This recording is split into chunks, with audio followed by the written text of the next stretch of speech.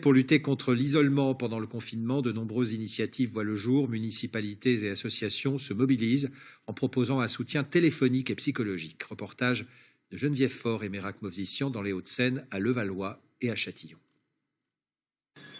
Dans ce quartier de Neuilly, de nombreuses personnes vivent seules.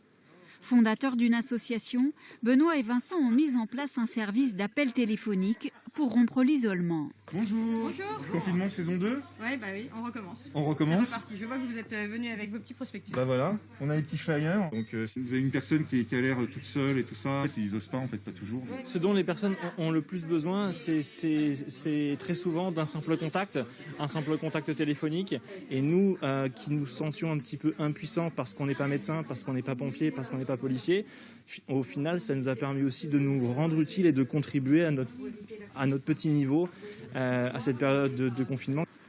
Annie a ainsi rencontré l'association Famille de Neuilly lors du premier confinement.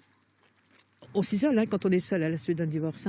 Voilà, et j'ai trouvé ça très sympathique qu'il y ait une association qui s'occupe de ça.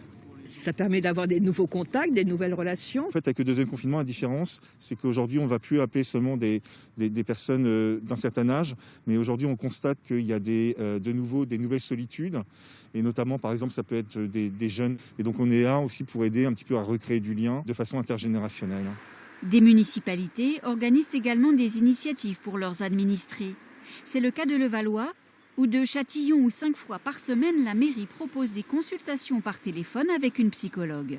Les psychologues alertent depuis un petit moment.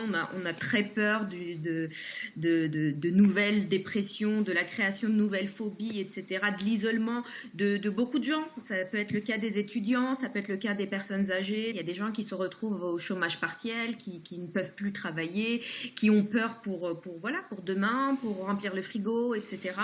L'association de Neuilly compte une vingtaine de bénévoles qui se relaient au téléphone ou pour quelques pas, parce que des mots peuvent aider ou simplement accompagner.